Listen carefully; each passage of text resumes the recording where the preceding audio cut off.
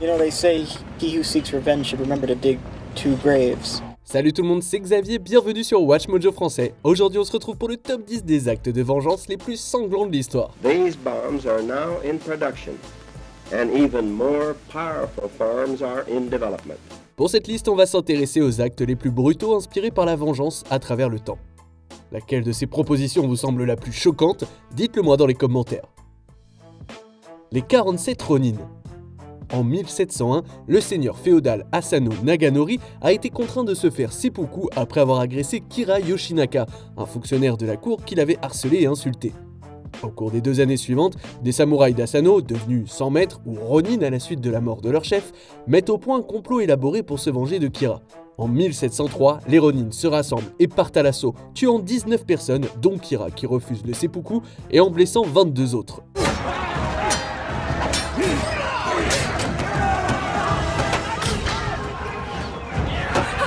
Mais les morts ne s'arrêtent pas là. Tous les Ronin, sauf un, choisissent eux-mêmes la voie honorable après s'être rendus. Pour venger un seul homme, 65 personnes sont mortes. I grant you a samurai's death to be buried alongside your lord with honor. Pierre, le briseur de cœur au cœur brisé. Pierre Ier de Portugal a connu une ascension tragique au pouvoir, centrée sur son histoire d'amour avec Inès de Castro. De Castro était une dame d'honneur et le père de Pierre, Afonso, craignait que si Pierre l'épousait, le pays ne soit ravagé par une guerre civile. Pierre l'ayant épousée, Afonso décida de faire assassiner de Castro par 3 assassins. Pierre entre alors en guerre contre son père et, bien qu'il perde, Afonso meurt peu après et Pierre monte tout de même sur le trône. Il fait rechercher les assassins de sa femme et en exécute lui-même 2 d'entre eux. Et de quelle façon? En leur arrachant le cœur à main nue. You won't be needing this. Pierre s'est montré à la hauteur de ses surnoms, le cruel et le juste. Le plan B de Nakam. Au lendemain de l'Holocauste, de nombreux Juifs voulaient se venger. Un groupe d'une 50aine de survivants a créé une organisation appelée Nakam, mot hébreu signifiant vengeance. Leur objectif initial était de rendre œil pour œil en tuant 6 millions d'Allemands sans distinction en empoisonnant l'eau de Nuremberg. Cependant, le plan A a échoué lorsque l'homme qui transportait le poison a été arrêté. Le plan B est mis en œuvre et Nakam tente d'empoisonner le pain des prisonniers SS capturés.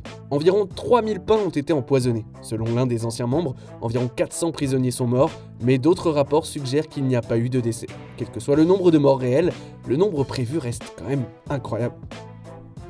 Olga décime les Drevliens.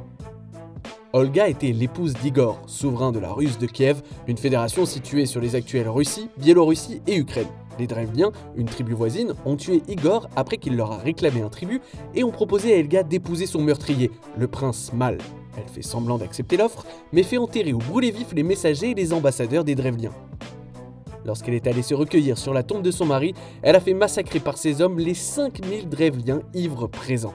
Enfin, ses armées assiègent la ville où Igor est mort, Iskorosten, et utilisent du soufre attaché à des oiseaux pour la brûler. Et figurez-vous qu'elle a été canonisée sainte par la suite, c'est ouf non? La révolte de Boudica. Parfois, la vengeance peut déclencher une guerre. La conquête romaine de la Grande-Bretagne s'est faite progressivement et l'un de ses alliés nominaux indépendants était la tribu des Icénies. Leur chef, Prasutagus, espérait maintenir la liberté de son peuple en léguant ses terres à l'empereur Néron et à ses filles. Loin d'honorer la volonté du roi défunt, les Romains firent battre Boudica, la veuve de Prasutagus, et agresser ses filles. Pour se venger de ses mauvais traitements, Boudica a rallié les Icénies et d'autres tribus celtiques pour mener une révolte contre les Romains, détruisant plusieurs colonies et tuant entre 70 et 80 000 personnes. Bien que les forces de Boudica aient été vaincues, sa vengeance a tout de même marqué l'histoire. Got plenty of time to get into your Boudica mode. Iron woman, hear me roar. Jules César contre les pirates. Jules César, l'un des hommes les plus célèbres de l'histoire, a été enlevé par des pirates au début de sa carrière. La raison pour laquelle ce fait n'est pas plus connu est déconcertante. People are easy to search when they're dead. Lock him in the brig. Enlevé alors qu'il naviguait sur la mer Égée, César s'est étonnamment bien entendu avec les pirates, insistant pour qu'ils demandent plus du double du prix initial de la rançon. Il aurait plaisanté en disant qu'il lèverait une armée et les crucifierait une fois libérés. Et une fois la rançon payée, César a tenu parole, même s'il leur a fait la grâce de les tuer avant de les mettre en croix. Le petit geste sympa, quoi. Le massacre de la Saint-Barthélemy. La religion a souvent été un motif de vengeance au cours de l'histoire.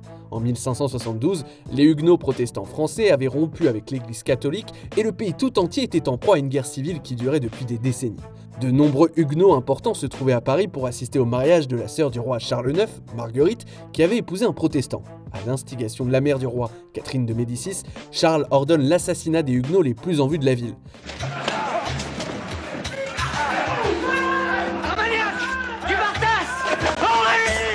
Cependant, la violence se répand rapidement et des milliers de protestants de tous âges sont tués dans Paris et ses environs. Le nombre total de morts se situerait entre 5 et 70 000 dans toute la France. Les bombardements d'Hiroshima et de Nagasaki. Le 7 décembre 1941, les Japonais ont bombardé Pearl Harbor lors d'une attaque militaire surprise contre les États-Unis. 4 ans plus tard, en 1945, les États-Unis ont largué 2 bombes atomiques sur les villes japonaises d'Hiroshima et de Nagasaki. Certains considèrent qu'il s'agissait là d'un acte de vengeance. Après tout, le président Harry S. Truman a mentionné que les Japonais étaient remboursés pour Pearl Harbor dans son discours annonçant l'utilisation de la bombe sur Hiroshima. The Japanese began the war from the air at Pearl Harbor.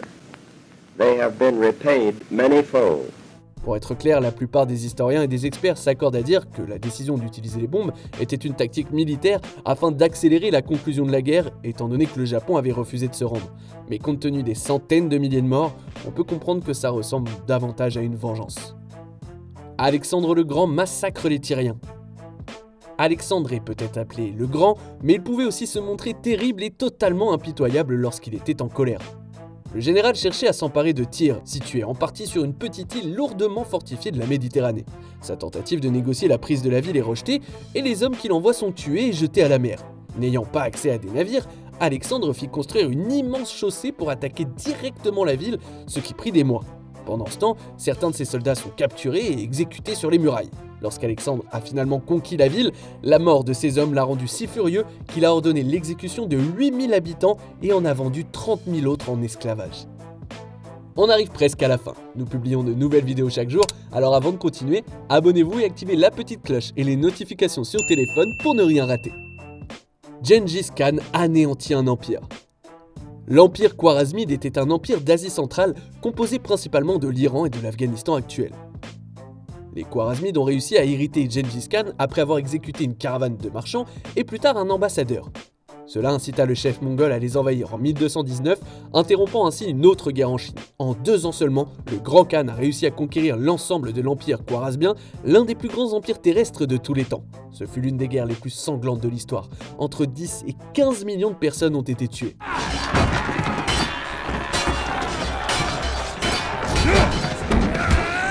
En outre, cette conquête a servi de tremplin aux Mongols pour conquérir de nouveaux territoires à l'ouest, et tout cela s'est produit à cause d'une vengeance. Que pensez-vous de notre sélection? Dites-le moi dans les commentaires et checkez ces autres super vidéos de WatchMojo français.